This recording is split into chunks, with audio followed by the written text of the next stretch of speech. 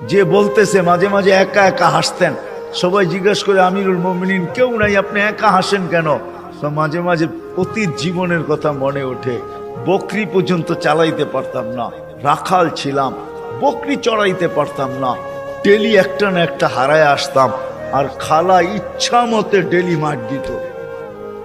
আজকে তো আমি 3 মহাদেশের রাজা। কয় মহাদেশের? Europe, Asia, Russia. আগে মহাদেশ 3টাই ছিল, বাকিটি পরে আবিষ্কার হয়েছে। ইতিহাসের পাতায় টোকায় দেখলে আমারটা সত্য হবে। আগে মহাদেশ 3টাই ছিল, শুধু এশিয়া, রাশিয়া, ইউরোপ, এই 3টা ছিল। বাকি আমেরিকা, অস্ট্রেলিয়া এগুলা সব পরে আবিষ্কার হয়েছে। ওই যুগে ছিল না এগুলা। এটা তো সমুদ্রের ভিতরে লুকানো ছিল, মানুষ পড়ে বাহির করছে। কি যুবক, ঠিক তো? সত্য তো? তোমাদের শিক্ষা এটা বলে তো 3টাই ছিল, 3 মহাদেশের রাজা। একা একা হাসে। আল্লাহ আপনাকে পিছে নিবেন না। আমাদের শিক্ষিত মানুষগুলা ভাবে যে যদি আমি আল্লাহ পাওয়ায় লেগা যাই তাহলে মনে হয় আমি সুফি হয়ে যাবো। সুফি সব বুঝি ছেড়ে দিতে হবে। না না, কিচ্ছু ছাড়তে হবে না, আরো টপে উঠবেন। টপে এখন আর কতটুকু টপে, তখন আরো টপে উঠবেন। আল্লাহ দেখাইছেন দুনিয়ার ভিতরে সবচেয়ে টপ হইল 10 টপ, এর উপরে কেউ টপে নাই। আশারায় মুবাশশারার উপরে কেউ নাই, আছে নাকি? আপনার আমি কয় টাকার মালিক? রাগ হয়ে যাবেন? বলবো? হায় হায়, আপনার আমি কয় টাকার মালিক? কয় টাকা? আব্দুর রহমান ইবনে আউফ রাদিয়াল্লাহু তাআলা আনহু যখন মারা যায়, নগদ ক্যাশ টাকা ছিল 47 লক্ষ কোটি টাকা। কত? জি, আপনার বাজেট এবার কত হয় দেখেন। হয়তো 7 লক্ষ কোটি টাকা হবে, নাহলে 7.5, নাহলে 8 লক্ষ কোটি টাকা। এর বেশি বাংলাদেশের বাজেট হবে না। গত বছর হয়েছে এর চেয়ে কম, 7 লক্ষ কোটি টাকা হয়েছে। এবছর 8 লক্ষ কোটি টাকা হবে বাজেট। ওনার কাছে ছিল 47 লক্ষ কোটি টাকা ক্যাশ। বাকিগুলা বাদ দিলাম, কয় টাকা মালিক? আব্বাস রাদিয়াল্লাহু তাআলা আনহু আরবের ব্যাংক ছিলেন, ব্যাংক, আরবের ব্যাংক। আল্লাহ রসুল যখন দুনিয়াতে আসেন তখন পুরো আরব ভূখণ্ডে একটা ব্যাংক ছিল, ব্যাংক আব্বাস। আল্লাহ রসুলের চাচা। বিদায় হজের দিন আল্লাহ রসুল বলছে, চাচার যত সুদ আছে সব আমি মাফ করে দিলাম। চাচা হাসতে হাসতে দাঁড়াইছে আর বলছে, বাতিজা তুই সুদ মাফ করে দিলি, কতটুকু আর দিলি? চাচা পাশে দাঁড়ায় বলছে, বাতিজা সুদ মাফ করলো, আমি বাতিজার সম্মানার্থে আসলও মাফ করে দিলাম। ও আরববাসী, আমার টাকা কারো দিতে হবে না, মাফ। আপনি জানেন না কয় লক্ষ কোটি টাকা ছিল? আমার কাছে হিসাব আছে কয় লক্ষ কোটি টাকা ছিল। আপনার আমি কয় টাকার মালিক? আসেন আল্লাহকে রাজি করে। কি দিবে? কি দিবে? কাকে কি দিবে? মা বোন যদি আল্লাহকে রাজি করলো, ও মা বোন, এর চেয়ে বড় কিছু জিনিস হইতে পারে না যে জান্নাতের 8 দরজা তোমাকে ডাকবে। কোনটার ভিতর দিয়ে আমার ভিতরে ঢুকবে বলো? 8 দরজা দিয়া ডাকবে, যেখানে মন চাহি মিলবে। 500 বছর আগে জান্নাতে যাবে মা বোনরা, পুরুষের। কেননা মা বোনদের 2টা জন্মগত শখ আছে, একটা নিজেকে সাজাইতে ভালোবাসে, ঘরকে সাজাইতে ভালোবাসে। এই জন্য দেখবেন সারাদিন জ্ঞান জ্ঞান করতেই থাকে, এটা আনলে ভালো হইতো না, ঘরটা একটু সুন্দর হইতো না, এটা হইলে একটু সুন্দর হইতো না। কিন্তু ওই যে অভ্যাস নিজেকে সাজানো আর হলো ঘর সাজানো, বিল্ডিং সিল্ডিং হয়ে গেছে। ছোটবেলা তো আমরা দেখছি, ঠিক না? কি বলেন? মাটির ঘর, এটা জেনে কি বলে, উঁচা থাকতো না, উঁচা, তো কি বলে? হ্যাঁ, পীরা, পীরা। হ্যাঁ, এটাকে সপ্তাহে লেপতো, ঠিক না? ওটার ভিতরে আবার ফুল আঁকতো, ঠিক না? হায় হায় হায়, সব আল্লাহ বলে, বান্দি তোকে 500 বছর আগে জান্নাতে পাঠাবো, তুই নিজেকে সাজাইতে পারিস নাই, আমাকে রাজি করতে যায়া শখ পুরা করতে পারিস নাই। এখন জান্নাত যা চাবি তা দিয়ে তোর শখ আমি 500 বছর পুরা করব। তারপরে তোর স্বামীকে তুই মিস কল দিবি যে 500 বছর শখ পুরা হয়ে গেছে, কাম তুমি এখন আসো, তারপরে তোর স্বামীকে পাঠাবো। ইয়ানকালিবু ইলা আহলিহি মাসরুরা, তখন না স্বামী নাচতে নাচতে জান্নাতের দিকে যাবে, শোক পুরা করবে। জান্নাতে কি দিবে? যুবক কি দিবে তোমাকে?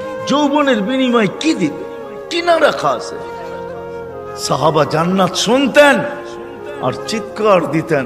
হাদিসে আছে আল্লাহর রসুলের জীবদ্দশায় তো কতজন চিৎকার দিয়ে মারা গেছে, যুবক মারা গেছে। আল্লাহ রসুল হাসছে আর বলছে জান্নাতের শখ ওকে নিয়ে গেছে। আসেন আজকে আল্লাহকে পাওয়ার দৌড় লাগাই, ফাফিরু ইলাল্লাহ, আল্লাহকে পাওয়ার দৌড় লাগাই। দৌড়ে এত দেখলাম দুনিয়ায়, প্রমাণ আর আল্লাহ কিভাবে চোখে দিবে বলেন? কিভাবে দিবে? সারা জীবন শেষ করে সন্তানকে শিক্ষিত বানাইছে, এডুকেটেড বানাইছে, বড় বড় অফিসার বানাইছে, বিনিময়ে কি মিলছে? জন ঢাকা শহরে বৃদ্ধাশ্রমে যায় দেখেন কাদের মা বাবা পড়ে আছে, যান দেখা আসেন। আমি তো পড়ায় সময় যাই, আপনারা যায় দেখা আসেন। আমি অনেক সময় লুকায় লুকায় যাই, আপনারা দেখা আসেন যে কার মা বাবা পড়ে আছে। আমি নাম বলবো না, আমি ডজন কেন আরো বেশি নাম বলতে পারি, কার মা বাবা বৃদ্ধাশ্রমে পড়ে আছে। চোরা আছে, জান জান জান জান জান জান। কার মা বাবা বৃদ্ধাশ্রমে পড়ে আছে? কার মা বাবা নিজের ঘরে থাইকা বৃদ্ধাশ্রমের থেকে খারাপ অবস্থায় আছে? নিজের ঘরে সন্তানরা দুইটা চাকর রেখা দিছে, ওইখান থেকে বৈশা বৈশা বলে মাকে তো চাকর রেখা দিছি, বাবাকে তো চাকর রেখা দিছি, ড্রাইভার রেখা দিছি, কিচ্ছু করতে হয় না। মা বাবা বয়েও কিছু বলতে পারে না। চাকর ড্রাইভার বৃদ্ধাশ্রমে থাকলো এর চেয়ে ভালো থাকতো, এর চেয়ে দূর অবস্থায় থাকে। বলছে খবরদার যদি কোনো ফোন করলা আর বললা যে আমরা কষ্টে রাখি, খবরদার। বাঁচতে চাও না মরতে চাও? আমরা জানি খোদার কসম। আসেন চলে যেতে হবে, ছোট একটা জীবন। মা বোনদেরকে বলি, যুবকদেরকে বলি, চলে যেতে হবে। ছোট একটা জীবন, চলো আল্লাহকে রাজি করি। দুনিয়া তো সুখ দিবে, বস্তু ছাড়াও সুখ দিবে। বস্তু ছাড়া বস্তু লাগবে না, সুখ দিবে। সুখ যদি দেয় তাহলে এটাই হয়, এটাই হয় সত্য কাহিনী। কিতাবের হাদিসের কাহিনী আমি বলতেছি, সত্য এটাই হয়। চুলা জ্বলে না, তারপরও স্বামী যখন ঘরে আসে তো বলছে খায়রুন নিসা, সবচেয়ে উত্তম মহিলাকে? আলী রাদিয়াল্লাহু তাআলা আনহুকে জিজ্ঞাসা করছে, বলছে ফাতেমার চেয়ে উত্তম মহিলা আর কেউ হতে পারে না। বলছে ফাতেমার স্বভাব কি? বলছে আমি কিছু আনি আর না আনি, ঘরে চুলা জ্বলুক আর না জ্বলুক, দাখালা যাওজুহা সারবাইতান সাররাত ওয়া তাবাসসামাত, আমি যখন ঘরে ঢুকি তো ফাতেমা খুশিতে নাচতে থাকে, মুস্কি মুস্কি হাসতে থাকে। আজ পর্যন্ত ফাতেমা জিজ্ঞাসা করে নাই কিছু আনো নাই কেন, হাত খালি কেন। আবার এটাও বলছে 2 টোকা আমার কোনোদিন দিতে হয় না, 1 টোকা দিতে দেরি। ফাতেমা দরজা খুলতে দেরি করে না। জিজ্ঞাসা করছি এত তাড়াতাড়ি দরজা খুলিস কি করে? আব্বা শিখায়া দিছে ফাতেমা আলী যেন দরজা টোকাটুকি না করে, বলে এই জন্যই দরজায় পিঠ লাগায় দাঁড়ায় থাকি, টোকাটা যেন আমার পিঠে পড়ে, পিঠে।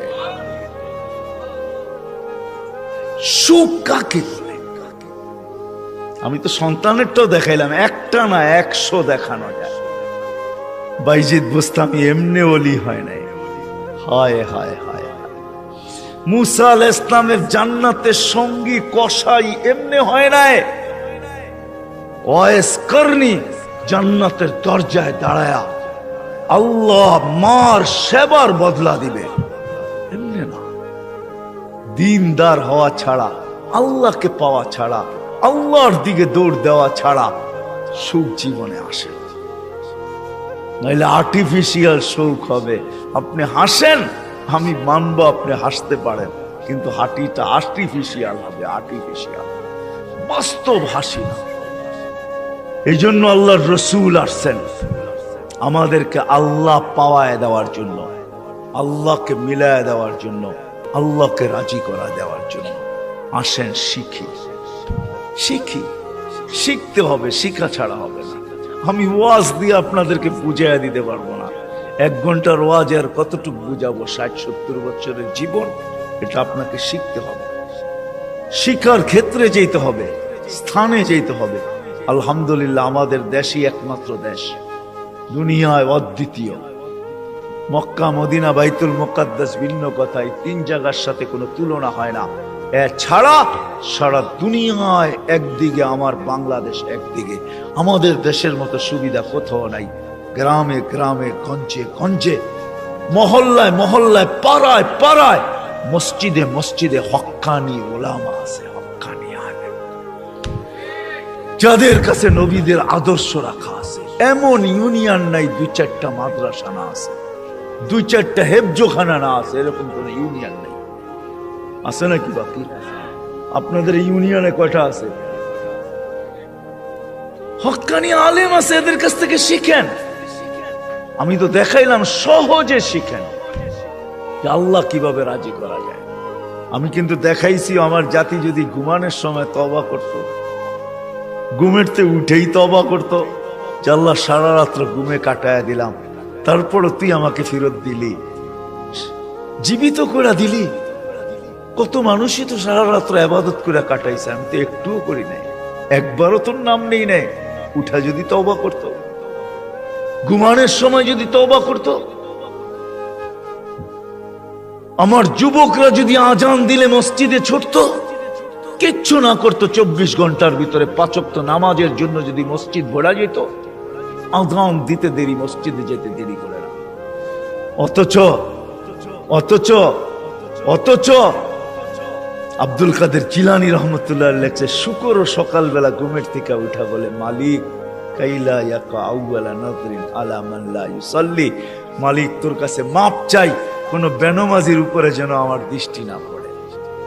আপনি বলবেন আমাদের এখানে তো শুকরই নাই, অসুবিধা কি নামাজ না পড়লে? ঠিক না? আপনি মনে হয় বোঝেন না, ঠিক না? যদি বুঝতেন, প্রত্যেক বেনমাজি শুকরের চোখে তার চেয়ে নিকৃষ্ট সে ভাবে, নাইলে সে কেন এই কথা বলবে যে আমার দৃষ্টিটা যেন কোনো বেনমাজির উপরে না পড়ে। আল্লাহ ডাকে 5 ওয়াক্ত নামাজের জন্য, 24 ঘন্টায় মাত্র আধা ঘন্টার জন্য ডাকে, মাত্র 32 রাকাতের জন্য ডাকে। আল্লাহ ডাকার দায়িত্ব নিতেন না, কোন উম্মতের দায়িত্ব নেন নাই, শুধু আমাদের নবীজির চেহারার দিকে চেয়ে দায়িত্ব নিয়েছেন। বিশ্বাস হয় না? হ্যাঁ, আমি বললো দলিল দিতেছি, আমাদের ওলামা আমার সাথে একমত হবে, প্রমাণ দিতেছি। যখন 50 ওয়াক্ত দিছিলেন, মুসা আলাইহিস সালাম বলছে